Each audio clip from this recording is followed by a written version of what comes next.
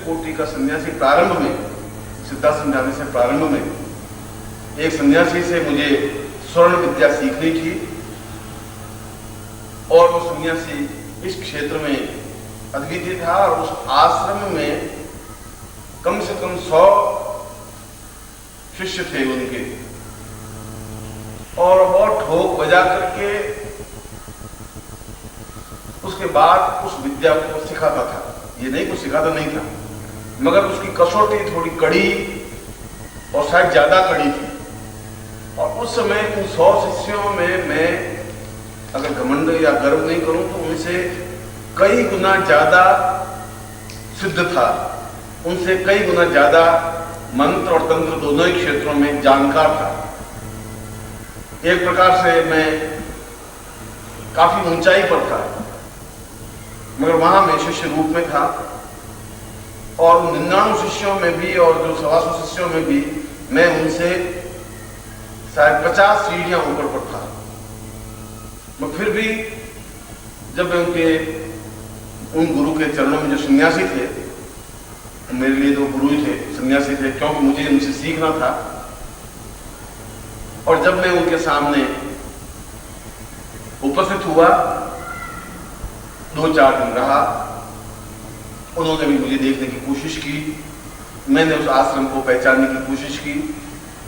और एक दिन मैंने अत्यंत श्रद्धा और विनम्रता पूर्वक निवेदन कर दिया कि समय कितना लगेगा यह मेरे परिश्रम पर निर्भर है, यह मेरी जिज्ञासा भक्ति पर निर्भर है, इसलिए मैं आपसे समय की तो प्रार्थना कर भी नहीं सकता कि मैं महीने भर में ये चीज सीख लूँ आपसे, मगर मैं आपसे स्वर्ण विद्या सीखने का अभिलाषी हूँ और मैं रसायन से स्वर्ण विद्या प्राप्त करना चाहता हूँ, चाहे तांबे से स्वर्ण बनाने की क्रिया, चाहे पारे से स्वर्ण बनाने की क्रिया।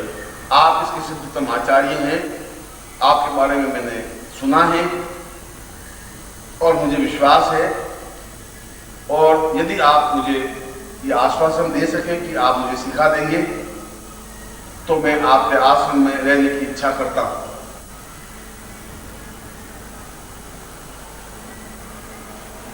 इससे पहले वो मेरा नाम सुन चुके थे, इससे पहले वो ये जान चुके थे कि मेरे 1000-1200 शिष्य हैं, उनके यहाँ तो 125 शिष्य ही थे। उससे पहले जान चुके थे कि तंत्र और मंत्र में काफी ऊंचाई पर है, और यह भी जान चुके थे कि कई ऐसी तांत्रिक विद्याएं इसके पास है जो मेरे पास नहीं है, यह भी वो जानते थे। उनके पास एक स्वर्ण विद्या, रसायन विद्या एक अलग थी। ये कोई जरूर नहीं रसायन विद्या में श्रेष्ठ गुरु तंत्र विद्या में भी श्रेष्ठ हो, यह कोई जरूर नहीं है कि कार चलाने वाला बहुत अच्छा मैकेनिक भी हो, मगर वो स्वर्ण विद्या के अंतिम आचार्य थे। इसलिए मैंने उनसे निवेदन साफ साफ कहा, और वो मेरी क्षमता जानते थे, ये मेरी सिद्धियों को जानते थे, मेरी पौरुष को जानते थे, मेरी प्रतिभा को जानते थे, और मेरी जहां तक जितनी ऊंचाई उसको भी समझते थे। तो उन्होंने कहा कि तुमने दोनों ही बातें स्पष्ट कर दी है कि समय की कोई अवधि में बांध नहीं सकता, इसलिए मैं समय की अवधि नहीं बांधूंगा कि तुम्हें महीने भर में सिखा दूंगा या 4 महीने में सिखा दूंगा। हो सकता है तुम 15 दिन में सीख लो, हो सकता है 6 महीने में सीख लो, हो सकता है जिंदगी भर नहीं सीखो। यह तुम्हारे ऊपर डिपेंड है कि तुम कितना ग्रास्पिंग कर सकते हो, तुम मेरे जीवन में कितने उतर सकते हो, ये तुम्हारे ऊपर निर्भर है। मैं इस मामले में कुछ बोलूंगा नहीं, एक बात नहीं।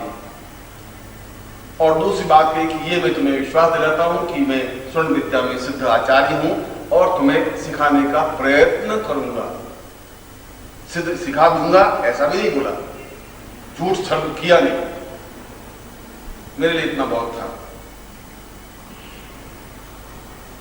मैं शाम को 4 बजे वापस उनके पास पहुंचा। उनका कि बार बार मुझे मिलने की जरूरत नहीं, क्योंकि और भी कई काम है मेरे, तुमसे बात करने के लिए मेरे पास समय नहीं है ज्यादा। उन्होंने आप सब प्रयोग नहीं किया, ठीक इसी टोन में बोले। और तुम्हें यहाँ जो खाना बनता है उसमें भट्टी में लकड़ियां चौंकनी है, वो काम करना है। जिससे भट्टी बराबर खाना जब बने तो लकड़ियां बांटना है। तुम्हें फिलहाल यही काम सौंपना है, तुम्हें वही काम करना है, और मुझे बार बार मत मिलना, जब इच्छा होगी तो मैं बुला लूंगा। मैं उठ करके रवाना हो गया। मेरे मन में किसी प्रकार का भ्रम या संशय या संदेह या तनाव नहीं आया। काम में बहुत सिद्ध आचार्य तंत्र का उनके बराबरी के टक्कर का था करीब करीब। स्वर्ण विद्या में तो वो मुझसे 100 कदम आगे होंगे, और तंत्र के क्षेत्र में मैं उनको सिखा सकता था। मंत्र के क्षेत्र में 5 साल तक मैं उनको पढ़ा सकता था।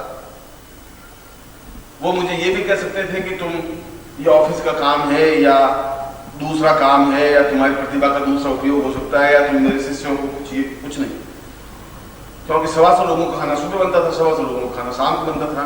ये भी नहीं तुम रोटी बनाओगे, ये भी नहीं रोटी सेकोगे, उसमें बराबर लकड़ियां डालते रहोगे, मतलब जैसे आंच बुझे नहीं। और आपको विश्वास होना चाहिए कि मैं 4 महीने तक वो काम करता रहा। न मेरे मन में कभी भ्रम आया, न 4 महीने में उन्होंने मुझे बुलाया, न मैं गया। जब उन्होंने कह दिया मैं अपने आप बुला दूंगा, मेरे पास फालतू वक्त नहीं है, तो फिर मेरा कर्तव्य नहीं था। मगर एक क्षण भी मेरे कार्य में शिथिलता नहीं आई। मैं उनके बाद जिंदगी में उठा नहीं। वे उठते उससे पहले मैं उठा हुआ रहता, वे सोते उसके बाद मैं सोता। और ऐसा एक दिन भी नहीं आया कि अगर मुझे बुखार भी आया हो तो मैंने उस कार्य में शिथिलता करती हो। और निश्चय ही उनकी दृष्टि मेरे पर रही होगी, इसमें कोई दो राय नहीं। करीब 4 महीने के बाद में वे मुझे अपने पास बुलाया। उन्होंने कहा कि तुम्हें कैसा लग रहा है? मैंने कहा कि लगने या नहीं लगने की बात नहीं है, मुझे आपका काम सौंपा है और सोच समझ के सौंपा होगा, मैं उस कार्य को कर रहा हूं। इसलिए न उसमें हर्ष है न विषाद है। मैं एक शिष्य के रूप में मेरा कर्तव्य है, मैं कर्तव्य की पूर्ति कर रहा हूं। अधिकार मेरे पास कुछ है ही नहीं, क्योंकि शिष्य के पास अधिकार होता नहीं। न मैं आपसे बहस कर सकता हूं। आपने कहा मेरे सामने आना है, तो मैं आपके सामने आया नहीं। आपने बुलाया, मैं उपस्थित हूं।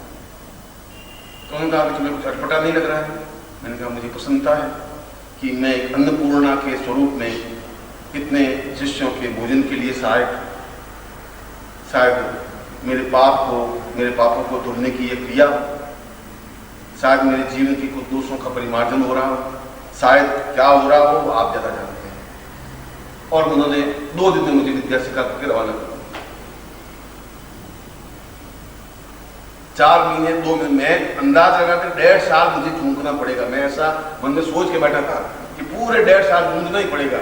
नामदत्त उससे पहले सोचना ही नहीं है तुम्हें कुछ, और 4-6 महीनों में बात करने का क्षण आ जाए तो बहुत है।